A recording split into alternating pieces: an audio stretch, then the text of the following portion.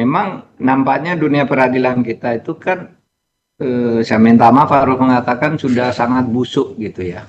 Ya kalau melihat seluruh rangkaian kejadian dalam beberapa waktu terakhir ini, memang nampaknya dunia peradilan kita itu kan, saya minta maaf Pak Ruh mengatakan sudah sangat busuk gitu ya. Di mana-mana selalu terjadi korupsi, terutama kalau menyangkut kasus yang korupsi. Jadi korupsi itu menimbulkan korupsi baru justru di pengadilan. Jadi oleh sebab itu saya terus terang tidak tahu lagi ya untuk mengatakan harus direformasi. Ini kan sudah produk reformasi. Jadi di awal reformasi itu kita menjadikan hakim itu sebagai institusi yang independen, dilepaskan dari pemerintah, disatukan ke Mahkamah Agung dalam satu atap. Itu kan maksudnya dalam rangka reformasi.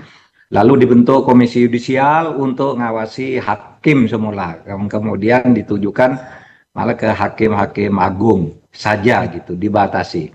Dan beberapa waktu terakhir ini lalu yaitu kasus demi kasus bermunculan, dan itu semakin sangat mengerikan karena permainannya itu melibatkan bukan hanya lagi perseorangan oknum yang diam-diam, tapi kalau melihat kasus terakhir ini kan sudah melibatkan banyak orang di sebuah instansi. Nah, untuk itu saya lebih melihat pada politisnya. Itu rupanya sih Kejaksaan Agung ini sekarang bagus ya.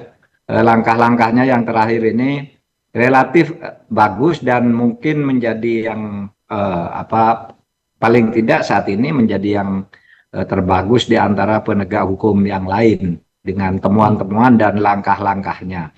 Meskipun sebenarnya kita tahu kalau Kejaksaan Agung itu diberi keleluasaan yang lebih gitu, saya kira lebih banyak lagi yang akan ditemukan. Karena saya melihat Kejaksaan Agung sendiri pada tahap tertentu tidak berani lanjut ya. Paling yang tertangkap pertama aja atau tertangkap tangan, lalu yang di atasnya lagi tidak dilanjutin.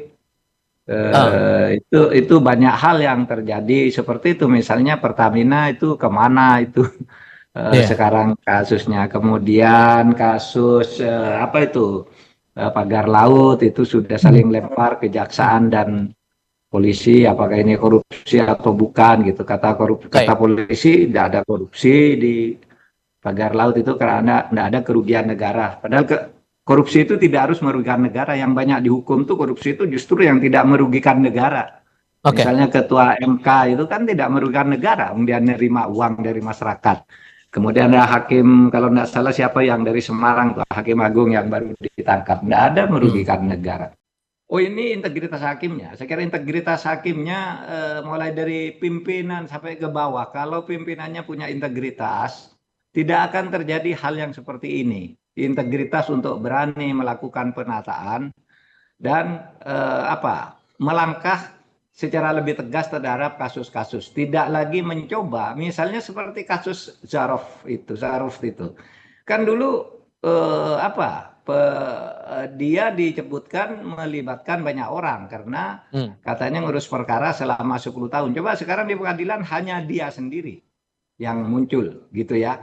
Tidak ada pelaku lainnya, tidak disebut. Nah, menurut saya, menurut analisis teman-teman ini banyak kemungkinan tuh banyak yang masih disimpan oleh Kejaksaan Agung. Dan Mahkamah Agung sekarang mungkin banyak kartu-kartu trufnya yang dipegang oleh Kejaksaan Agung, dan itu mungkin akan terus dibuka ya, sedikit demi sedikit. Gitu kira-kira kalau analisis.